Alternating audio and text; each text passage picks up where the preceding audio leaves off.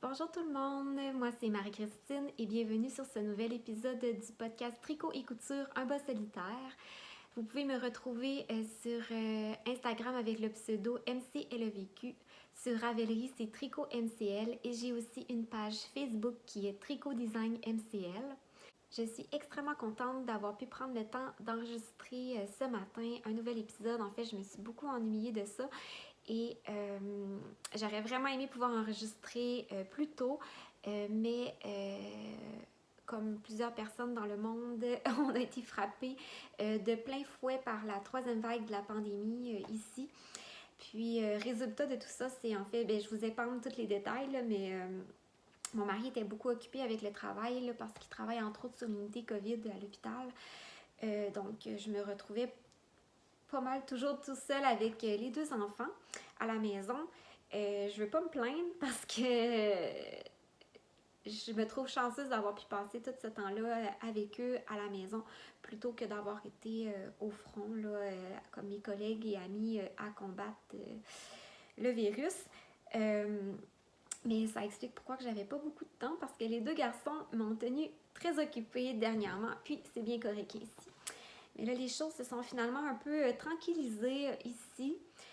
Donc, Arthur est retourné à la garderie. Là, ça fait une semaine là, qu'il a recommencé et j'ai un petit peu plus de temps pour moi. Donc, je peux en profiter finalement pour enregistrer. Et c'est correct ainsi parce que j'ai vraiment beaucoup de projets terminés en tricot et en couture à vous montrer. Donc, désolée pour l'interruption. Ici, Marie-Christine du futur qui vous parle parce qu'au moment d'enregistrer l'épisode dans mon téléphone, je me suis rendu compte que j'avais complètement supprimé la partie que je vous présentais, mon premier projet terminé. Donc, me revoilà le lendemain. Puis là, j'ai pas fait le ménage de mon salon, puis il y a Léo qui dort sur le divan, donc je vais essayer de me dépêcher avant qu'il se réveille. Donc, j'étais sur le point de vous présenter mon premier projet terminé, qui en fait le pull que je porte, c'est le pull Rebecca. C'est vraiment un projet tout spécial pour moi et mes deux collaboratrices. En fait, c'est avec Marina Thibault, qui est Viola Borealis sur Instagram, et avec Christine des Arts Textiles du Témiscouata. En fait, l'idée venait de Marina de faire une collaboration fil et musique. On est parti d'une compositrice de musique classique qui s'appelle Rebecca Clark, qui a beaucoup inspiré Marina dans son travail, et avec raison, parce que c'est en fait une femme qui a réussi à se faire un nom au début des années 1900, à un moment où les femmes n'avaient pas du tout leur place en musique. Donc, il y a une petite saveur féministe à tout ça qui vient nous toucher en tant que femme. Puis en fait, on s'est inspiré de sa musique, de sa vie, de son œuvre et de son parcours pour faire ce chandail-là. On a décidé un peu de se concentrer sur la période de sa vie au niveau des années 1910, qui est l'époque en mode, l'époque qu'on appelle édouardienne. Moi, je me suis beaucoup inspirée, en fait, des devants de chemisiers de cette époque-là qui étaient très travaillés, souvent avec des panneaux de dentelle. Il y avait des galons de dentelle sous-rajoutés, avec des volants aussi sur le devant des vêtements, pour en faire un vêtement au tricot qui est moderne et qui est portable actuellement. Donc, voilà le résultat. Je vais me lever pour vous montrer. Donc, voilà. C'est un chandail qui est en laine fingering. C'est une laine nouvelle base là, que Christine des Arts Textiles du Témiscouata va tenir. C'est un mélange d'alpaga, de soie et de lin. Donc, c'est un fil, comme on pourrait dire, un fil d'été, mais qui est quand même portable en hiver, là, étant donné que c'est un chandail à manches longues. Mais je vais faire une version quand même manche courte dans le patron là, pour les gens qui préfèrent. Puis moi, je l'ai tricoté sur des aiguilles 4 mm avec un gauge qui est assez loose pour vraiment aller chercher tout le drapé et la légèreté de ce tricot-là. Puis, c'est un top-down, un raglan tout simple, sauf que j'ai fait le raglan avec des jetés là, pour que ça soit tout léger et que ça convienne bien pour l'été. Puis, c'est ça, il y a les petits volants là, qui est la principale particularité du projet, là, qui sont sur le devant qu'on fait à la fin. Là. Il n'y a pas de couture pour tout ça. Là. Il y a un petit truc pour relever les mailles et pouvoir faire les volants comme il faut. Puis je l'adore, c'est extrêmement confortable à porter. Moi, on sent pas vraiment l'alpaga quand on le porte. Là. Moi, je trouve pas du tout que ça me pique comme des fois l'alpaga, on trouve que ça a tendance à picocher un petit peu. Je trouve pas que c'est le cas avec ce fil-là. Puis la couleur est complètement magnifique. C'est une couleur que Christine a créée pour cette collaboration-là, qui est la couleur Rebecca. Vous allez peut-être pas voir à l'écran, mais c'est vraiment un beau verso qui a une belle complexité, qui a des belles nuances qui sont très subtiles, mais qui en fait quand même un projet, qu'on peut quand même porter facilement pour un chandail parce que c'est assez uni, mais quand on regarde de proche, on voit vraiment toutes les subtilités de la teinture. Je trouve vraiment qu'elle a fait un travail exceptionnel sur cette couleur-là. Puis elle a aussi fait un beau travail de recherche là, à m'expliquer comment quand on est venu à cette couleur-là, là, à s'inspirer de photos de l'époque. Elle a aussi fait des recherches, voir quelle couleur était tendance et quelle couleur les vêtements étaient confectionnés à cette époque-là, aux alentours de 1910. Donc, c'était vraiment très inspirant de travailler avec Marina et Christine sur ce projet-là. Le patron va sortir au mois de juin. Je pense aussi que c'est à ce moment-là que Christine va lancer sa base qui s'appelle Camomille. Et mon autre projet terminé en tricot, c'est en fait le petit bomber bouclé de Léopold, qui est vraiment trop mignon avec ça. Je l'ai fait en boucle de Julie Asselin dans la couleur Orion. Je lui ai fait la plus petite taille, 0,6 mois, puis ça lui fait vraiment parfaitement actuellement. Puis je pense que ça va encore lui faire un bon petit bout de temps, jusqu'à temps qu'il fasse trop chaud cet été pour pouvoir porter un chandail comme ça. Il l'a vraiment beaucoup porté. C'est vraiment une pièce que je trouve très pratique. Ça fait vraiment comme un petit polar pour aller dehors, là. Fait que je suis vraiment... je l'utilise vraiment encore plus que je pensais que j'allais l'utiliser. C'est vraiment le chandail qui m'est le plus. Fait que je suis vraiment très contente. Les petits boutons en bois, ils viennent de chez Club Tissu. Fait que je vais éventuellement écrire le patron pour la version enfant. La version adulte, le patron va sortir bientôt au mois de mai. Là, c'est juste que j'ai un petit peu manqué de temps pour écrire le patron enfant. Puis aussi, c'est que M. Léopold, il dort pas très bien dernièrement. Là. Il arrive à 4 mois, puis il est en pleine régression du sommeil. Là. Il y a souvent une petite passe comme ça, là, proche de 4 mois. Je sais que ça va durer quelques semaines, puis tout va rentrer dans l'ordre parce qu'il faisait ses nuits avant. Là. Mais bon, je croise mes doigts que ça dure pas trop longtemps, puis lorsqu'il va recommencer à dormir et que je vais être plus en forme au niveau du sommeil, je vais pouvoir me mettre à l'écriture de ce patron-là. Donc, j'ai fait un changement de costume pour vous montrer mon dernier projet terminé au tricot. J'ai pas encore de nom pour ce chandail-là. Je vous avais montré la laine la dernière fois, qui est la laine de l'Hélène Péché Mignon. C'est la base Momoa DK, qui est un mélange d'alpaga, soie et cachemire. C'est ultra doux, ultra luxueux, puis avec un super drapé. Puis justement, j'avais ce chandail-là en tête depuis un certain temps, puis j'avais besoin vraiment quelque chose qui drape bien là, pour que les petits volants aux épaules tombent bien. Je vais me lever pour vous montrer de quoi ça a l'air. En fait, c'est comme d'habitude, c'est un top-down avec des manches montées. Puis, il y a des volants qui partent du milieu de l'épaule. Je me suis un peu inspirée d'une de mes blouses que je me suis cousue dernièrement, là, qui a des petits volants à cet endroit-là aussi. Là, je vais vous la montrer tantôt dans la partie couture. Puis les volants, en fait, c'est... il y a un petit point de dentelle qui ressemble un peu au volant du pull Mimi, qui vient vraiment donner une belle forme à tout ça. Puis, il y a un panneau de dentelle qui est assez simple là, sur le devant pour garder le corps plus intéressant. Puis, je trouve que ça vient donner aussi un bel effet de longueur.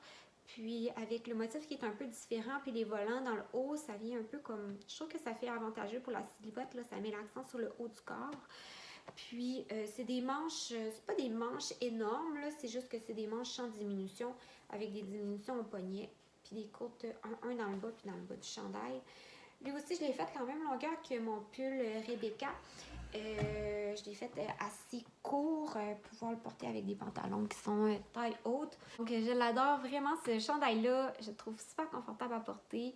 Là, j'essaie de faire attention pour pas de le porter dans la maison parce qu'avec les enfants qui me vomissent et qui me lancent de la sauce à spaghetti dessus, je veux pas le salir.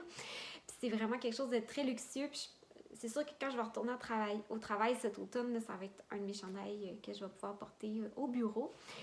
En fait, quand j'avais montré des photos de mon projet en cours sur Instagram, il y a plusieurs personnes qui m'avaient dit qu'ils trouveraient qu'à ce moment-là, il n'y avait pas encore de manches, il n'y avait pas encore de volant, qui trouveraient que ça ferait un beau débardeur. Puis ça m'a vraiment donné l'idée de faire un patron avec plusieurs options. Donc, je prévois que dans le patron, il y a une option vraiment pour faire le débardeur, pour faire le patron sans volant ou le patron avec les manches puis les volants, comme moi j'ai fait. Fait que c'est le fun, ça fait un peu comme les patrons de couture, là, qu'il y a souvent plusieurs options dans le même patron. Ben, on va faire la même chose avec un patron de tricot. Fait que celui-là, le patron devrait seulement sortir à l'automne, là, parce que, comme je vous dis, je suis un petit peu débordée ces temps-ci avec les enfants. Mais, puis aussi, ben, puisque c'est un pull en déca qui est un petit peu plus chaud, on prévoyait plus le sortir à l'automne. Fait que c'est ça. Puis, Mélanie d'Hélène Péché-Mignon prévoit justement, au moment de la sortie du patron, faire un update avec cette base-là. Parce que je pense qu'elle n'est pas disponible actuellement pour acheter sur son site, là, parce qu'elle a beaucoup de commandes, fait qu'elle fonctionne avec des updates, comme plusieurs teinturières. Donc, si vous cherchez cette base-là, elle va être disponible à ce moment-là. Donc, c'est tout pour mes projets terminés.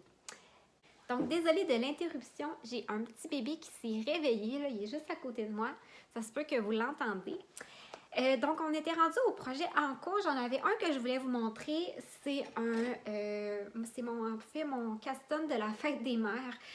Je venais juste de terminer ce chandail-là, puis j'avais le goût de me monter quelque chose pour me gâter, juste pour moi.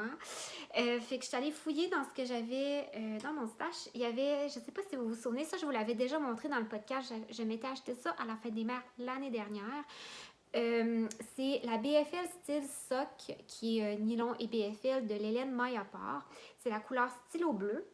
Puis, je l'ai jumelée avec la laine que j'ai achetée dernièrement aussi, qui est la Lune de Urso dans la couleur lavande séchée. Donc, je trouvais que les deux ensemble allaient super bien et que ça donnait ce petit bleu pervenche parfait que j'adore et qui m'obsède dernièrement. Puis, ce que j'avais le goût de faire, en fait, c'est un petit cardigan tout simple, passe-partout, qui allait bien s'intégrer avec mes dernières cousettes pour le printemps et l'été. Là, ça n'a pas l'air de grand-chose. Là, ça va être quelque chose probablement tout en jersey. Je veux vraiment une pièce qui va bien aller dans ma garde-robe. Là. Fait que je voulais quelque chose tout en jersey avec un col en V. Des manches montées, mais bouffantes, un peu comme les manches du Milady. Fait que je suis partie là-dessus. Là. C'est un tricot très très zen, vu que c'est tout du jersey. Puis c'est exactement ça que j'avais besoin actuellement, de ne pas trop me casser la tête. Puis de tricoter un mélange de fibres puis d'une couleur qui fait du bien au moral. Fait que voilà, c'est là-dessus que je travaille actuellement. Ensuite, dans les acquisitions laineuses, en fait, j'ai une fois de plus reçu de la laine pour une prochaine collaboration et c'est tout simplement magnifique et je voulais vous montrer de quoi il s'agit. En fait, c'est avec Créarlaine, qui est une compagnie de laine de Québec, si ma mémoire est bonne. De laine peinte à la main. Je vais vous montrer en fait les couleurs que j'avais choisies moi, pour mon projet. C'est ces deux-là. Leur étiquette est vraiment magnifique. Là. C'est Catherine Pelletier, il me semble, qui a fait... en fait, c'est Catherine Pelletier qui a fait leur logo. Moi, j'ai choisi leur base de laine plus rustique. En fait, elle s'appelle collection Kamouraska, cette base-là. C'est du dorset de Kamouraska, là, comme on connaît bien, et avec un petit peu 20% de nylon. Ça va être la couleur principale pour ce que j'ai en tête. Ça, c'est la couleur Perline, qui est magnifique. Vraiment, je l'avais vu sur photo, mais en vrai, c'est encore plus beau. Là. C'est comme un petit gris pâle, froid, avec une belle complexité qui est vraiment très, très beau. La couleur contrastante, je voulais quelque chose un peu comme noir et blanc, mais c'est pas complètement noir, pas complètement blanc, là. Puis ça, c'est la couleur ombre. Donc, perline et ombre. J'ai également le mohair pour aller avec perline, qui est tout simplement magnifique. Là. Il n'y a pas d'étiquette, là. Je l'ai laissé dans la boîte. Puis, ils m'ont fait un ces paquets là, magnifiques. Là. J'ai eu des beaux petits marqueurs de maille qui sont... Malheureusement, je les ai pas avec moi, ils sont dans le sous-sol. Puis en tout cas, tout était vraiment magnifique dans le paquet. Puis ils m'ont envoyé en plus un écheveau en cadeau que j'adore vraiment la couleur. Là. Je pense qu'il n'aurait pas pu choisir mieux. C'est un genre de petit lilas foncé, vraiment très beau. Et le nom de cette couleur-là, c'est Virginie. Puis je pense qu'ils me disaient que c'était justement une de leurs nouvelles couleurs. Puis je pense que cette couleur-là est disponible sur leur site web actuellement. Là. Puis je crois que les perlines aussi, là, d'après ce que j'ai vu. Là. C'est la même base, là, leur base Kamouraska. Fait que j'ai vraiment hâte de commencer ce projet-là. Je pense que je vais le faire avec ces deux-là, quoique cette couleur-là, des fois, elle me fait hésiter, mais je pense que je vais rester avec ma première idée. Puis celle-là, ben, peut-être que je pourrais essayer de faire des bas avec, parce qu'il y a quand même du nylon. Je pense que ça pourrait être bon. Fait que voilà, je suis vraiment très contente de ça. Puis vraiment, moi, le mélange laine rustique et mohair, c'est mon mélange préféré. Je voudrais tout tricoter dans un mélange comme ça. Fait que je suis sûre que ça va être un projet que je vais adorer tricoter. Fait que ça, je vais vous montrer ça quand je vais l'avoir commencé. Ce ne sera pas tout de suite parce que je veux finir d'écrire les patrons qui sont dans l'attente d'écriture avant d'en commencer un autre parce que sinon, ça va devenir hors de contrôle. Fait que ça serait tout pour la partie tricot. Donc, de retour pour la partie couture, je suis allée enfiler mon premier projet terminé. Je pense que je vous avais parlé que je voulais me faire cette petite blouse la dernière fois. Ça a été la première chose que j'ai cousue lorsque j'ai repris la couture. C'est un patron que j'avais fait pendant ma grossesse, puis que j'avais bien aimé et j'avais bien l'intention de m'en refaire une autre version. C'est la petite blouse Aurore de la compagnie. Je me souviens plus, je vais vous l'écrire dans le bas ici. Je vais me lever pour vous la montrer.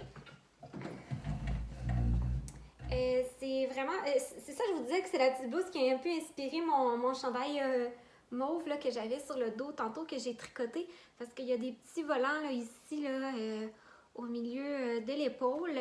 Puis la blouse a une ligne A un peu. La seule modification que j'ai faite sur cette version-ci, c'est que je l'ai vraiment raccourcie parce que sinon elle était vraiment trop longue. Ça faisait plus comme une tunique sur moi parce que je suis pas très grande puis j'ai vraiment un petit tronc. Fait que c'était vraiment trop long. Je l'aime mieux. Là, j'ai des pantalons qui sont vraiment taille haute, là. Mais quand j'ai des pantalons un petit peu plus bas, je peux la rentrer un peu comme ça dans mes pantalons. Puis ça fait vraiment joli. Fait que je l'adore. Les couleurs sont vraiment printanières. Ça met de la joie quand que je porte ça. Je l'ai faite dans une viscose de la compagnie Rifle Paper Co. Je pense qu'elle s'appelle Primavera, celle-là. Elle existe avec le fond écru comme ça ou avec le fond noir. J'ai la noire aussi, je la trouvais trop belle. Puis ça va vraiment bien aller avec le petit bleu, le même bleu que mon futur cardigan que je suis en train de me tricoter. Ça va vraiment faire beau avec ça, fait que je vais pouvoir la porter avec ça. Fait que c'est vraiment un patron qui est... je vous en avais déjà parlé dans le podcast de ce patron-là, mais c'est un patron qui est vraiment le fun à faire parce qu'il y a comme plusieurs empiècements. Il y a des petites fronces ici sur les côtés qui viennent donner la ligne A. Le patron est vraiment le fun à faire parce que c'est pas juste comme un devant, un dos puis des manches comme d'habitude. Il y a comme plusieurs pièces que tu sais pas trop qu'est-ce que ça va donner. Puis à un moment donné, tu fais une couture puis là, ça devient une blouse. Fait que c'est vraiment un patron que j'ai vraiment aimé faire. Puis les volants sont merveilleux, là, tu sais. On n'a pas besoin de faire de petits rebords, là, vu que c'est deux épaisseurs de tissu qui sont collés ensemble. Puis ils tombent vraiment super bien, là, vu qu'ils sont coupés dans le billet. Fait que c'est vraiment une petite blouse que j'adore. Puis, je m'en étais fait une pendant ma grossesse. Je l'avais faite plus longue, celle-là, puis je l'ai portée presque toute ma grossesse. Fait que je pense que c'est le genre de pièce qui, si vous êtes... si vous prévoyez des grossesses prochainement ou si vous voulez vous coudre quelque chose pendant votre grossesse que vous allez pouvoir porter après, je pense que c'est un patron qui s'adapte bien pour ça puis qui transitionne bien dans les différentes étapes de la grossesse et après et avant. Puis, aussi bien, c'est vraiment dans la tendance des volants aux épaules, là, puis c'est ça. Puis, avec un tissu en plus comme ça qui est tout fleuri, en tout cas, moi j'adore. C'est très féminin, puis en même temps, bien, ça met de bonne humeur. Fait que je suis vraiment, vraiment très, très contente de cette petite blouse-là. Deuxième projet terminé en couture, c'est une Archer, encore. Je sais pas, je suis rendue à combien, j'en ai avoir proche de 10. Mais cette fois-ci, c'est ma première dans un Liberty que j'adore. C'est un Liberty que j'avais acheté chez Blackbird Fabric cet automne au mois de novembre. Puis, c'est la première fois que je cousais avec du Liberty et je vous l'assure que ce n'est pas la dernière fois. C'est léger, mais ça tombe bien, c'est soyeux, c'est vraiment... Je comprends pourquoi ce tissu-là est autant chouchou des couturières. C'est facile à coudre, surtout parce que c'est un tissu qui est quand même 100% coton, mais on dirait quasiment qu'il y aurait comme, je sais pas s'il y aurait de la soie dedans ou quelque chose, parce qu'il tombe vraiment mieux que les autres tissus 100% coton que j'ai déjà cousus. Fait que vraiment, c'est un gros coup de cœur pour les Liberty. J'ai le goût de me coudre plein d'archers en Liberty, plein d'autres projets en Liberty. Je suis vraiment, vraiment ravie. Donc, je vais me lever pour vous montrer qu'est-ce que ça donne. Et voilà. Fait que c'est vraiment l'archer avec toutes les modifications que je fais d'habitude. En fait, j'ai modifié ma pièce de patron il y a bien longtemps pour réduire la largeur des épaules. Puis, tout le reste tombe parfaitement lorsque j'ai fait cette modification-là. Je sais qu'il y a certaines fois que j'ai enlevé un petit peu plus, peut-être 1 centimètre de plus ici, dans la marge de couture. Dans le fond, il y a certaines versions que j'ai faites que je la faisais un petit peu plus serrée ici, mais je ne l'ai pas faite pour celle-là parce que vu que j'allais présentement, j'ai un petit peu plus de poitrine qu'à l'habitude, pas beaucoup, mais un petit peu plus. Puis, je préfère être plus à l'aise. C'est ça, fait que c'est vraiment une chemise très classique avec le col chemise normal, puis une manche avec une fente indéchirable, puis les petits poignets, là. Puis j'ai mis des petits boutons blancs tout simples. Fait que ça a été vraiment un projet merveilleux à coudre, puis je l'aime vraiment, vraiment beaucoup. Je suis sûre que c'est le genre de chemise que je vais garder des années dans ma garde-robe. Ah oui, entre Léo, hein? C'est vraiment le genre de chemise qui se démodera pas, puis que je vais garder vraiment, vraiment longtemps. Puis même si ça coûte quand même cher de tissu, faire une chemise comme ça en Liberty, ben je regrette pas du tout parce que c'est quelque chose que je sais que je vais vraiment porter. Puis pour aller travailler au bureau, ça va être parfait. Puis pendant toute la période que je vais allaiter, ça va être parfait aussi vu qu'il y a des boutons en avant. Fait que c'est ça pour ça. Comme la dernière fois, je vais vous montrer ma petite pile de tissus qui m'inspire présentement. Comme je vous dis, je vous montre des projets, ça se peut que mes idées changent d'ici la prochaine fois, mais bon, je vais quand même vous montrer qu'est-ce que j'ai en tête. J'ai acheté dernièrement, j'avais faire une commande, j'avais besoin de quelques petites choses au club tissu, puis je me suis commandé ce coupon de broderie anglaise. Là, il est un peu fripé, là, c'est parce que je viens de le laver parce que je veux couper mon prochain projet dedans. C'est une petite broderie anglaise qui est blanche comme ça, qui est vraiment belle. Puis je voulais me coudre la chemise My Monster de Dress Your Body. C'est en fait une chemise assez classique, mais avec un petit volant là, au niveau du yoke, là, ici comme ça. Ça fait vraiment longtemps que j'ai ce patron-là. Ben, en fait, je l'avais acheté cet automne. Puis, ça fait vraiment longtemps que je veux écouter cette blouse-là. Puis, ça la donnait juste pas parce que j'avais fait imprimer le patron cet automne. Puis, juste l'idée de devoir tout coller les pièces ensemble, ça me dégoûtait. Fait que j'ai fait imprimer en gros format A0 le patron. Fait que là, je viens de laver mon tissu. Fait que c'est mon prochain projet couture que je vais débuter. Ça va être ça. Puis sinon, j'ai eu des petites acquisitions de tissus. J'ai pas pu résister aussi parce que je voulais encourager les filles qui ont ouvert cette boutique-là aussi. Si vous êtes au Québec, vous avez sûrement entendu parler de Rive Compagnie, là, qui est la nouvelle boutique en ligne de Paul TB, d'Hélène Urso et de Geneviève, qui est Geneviève Varsapin, qui était dans le podcast Tricoté serré avec Marina. Ils ont ouvert une magnifique boutique en ligne de tricot et couture. Puis, j'adore vraiment leur concept parce que je trouve que ça répond aux besoins de plusieurs personnes comme moi qui tricotent et qui coupent puis qui peuvent acheter des affaires tout à la même place puis ainsi rentabiliser les frais d'expédition. Puis, ils n'ont pas des tonnes de tissus encore de disponibles, mais vraiment tout ce qui est là, c'est dans mes goûts. Fait que j'ai pas pu m'empêcher de faire une petite commande. Puis, ce qui je trouve vraiment merveilleux, c'est qu'ils tiennent les tissus d'atelier Burinette qui sont pas toujours faciles à trouver au Canada.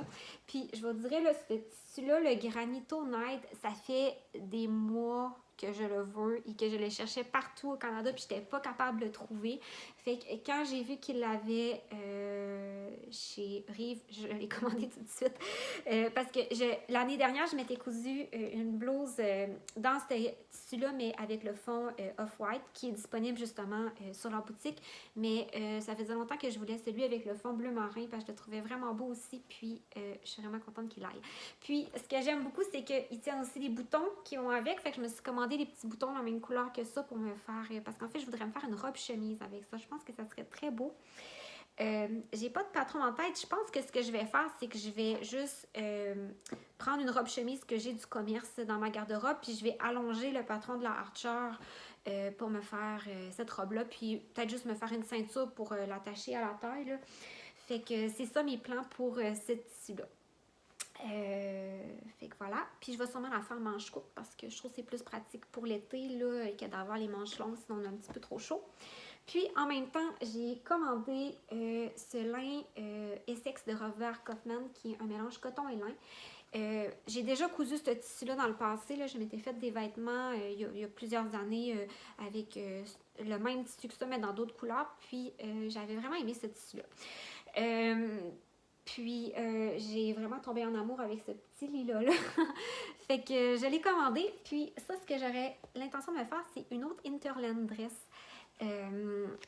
Mais lilas comme ça pour l'été, je pense que ça serait super beau. Puis, ça ferait vraiment estival. Puis, j'ai déjà 2 Interland dress. Puis, c'est dans les robes que j'ai le plus portées l'été dernier. Puis, surtout, vu qu'il y a des boutons en avant, encore une fois, quand on allait, c'est vraiment pratique parce que c'est une robe vraiment toute simple, mais qui est vraiment passe-partout. Fait que t'as jamais l'air trop habillée. Même si tu joues dehors avec les enfants, t'es confortable. Puis en même temps, ben, pour aller travailler, ça se porte très bien aussi, là. Fait que vraiment, c'est ça que je vais faire avec ça. Fait que je pense que ça va être probablement ça mes prochains projet couture. Je ne sais pas si d'ici la prochaine fois que je vais avoir enregistré, je vais avoir le temps de tout coudre ça. Mais disons, c'est un peu ça mon inspiration couture pour les prochaines semaines. Fait que j'espère que ça vous a inspiré. Je vous remercie vraiment d'avoir été là jusqu'à la fin et de revenir à chaque fois. Puis je voulais vraiment prendre un moment. En fait, je voulais le faire au début de l'épisode, mais j'ai oublié.